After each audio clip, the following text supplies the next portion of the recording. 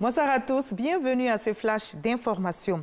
Le président Alassane Ouattara en visite à Sakassou a eu un tête-à-tête avec la reine des Baoulés, Nana Akua-Boni II, dans la cour royale. S'en est suivi une pose de gerbes de fleurs au caveau des anciens rois baoulés. Plusieurs chefs traditionnels et des cadres du royaume de Oualébou ont aussi effectué le déplacement à Sakassou ce samedi. Notez qu'en prélude à cette visite du président Ouattara au siège du royaume baoulé, des travaux de réhabilitation y ont été effectués. L'artère principale de la ville ainsi que la voie d'accès à la cour royale ont été rénovés.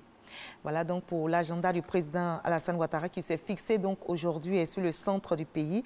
Il a communié, vous allez le voir, avec les populations de Sakassou avant sa rencontre avec Sa Majesté Nana Akua-Boni II, reine du royaume baoulé. Kader Sogodogo. Sakassou, cœur du royaume baoulé.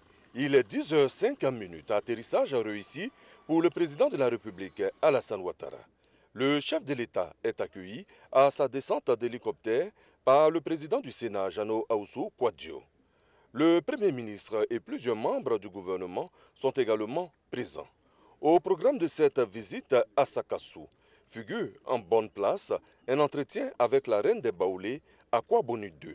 Pour l'occasion, ces sujets ont effectué massivement le déplacement pour exprimer leur joie de recevoir le premier des Ivoiriens. Il était important pour nous en tant que sujet de la reine d'être à ses côtés pour apporter cette chaleur humaine que vous voyez, pour démontrer la fierté des Baoulés de recevoir le premier des Ivoiriens, l'acteur de développement chez nous ici même à Sakassou. Et aujourd'hui, le président vient chez nous à Sakassou.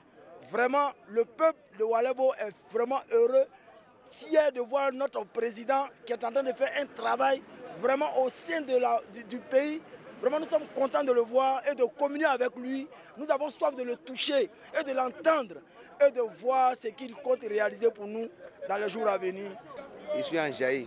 Je suis fier de mon pays. On dit qu'il ne travaille pas. Je viens d'Akété, je suis de Sakassou.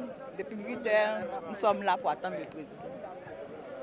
De nombreuses têtes couronnées venues de tout le grand centre prennent part également à cette rencontre aux côtés de la reine des Baoulés, Akua-Boni II. Dans l'actualité nationale également, le PNUD, le programme des Nations Unies pour le développement, débloque plus de 7 milliards de francs CFA au profit de la Côte d'Ivoire pour la présidentielle d'octobre prochain.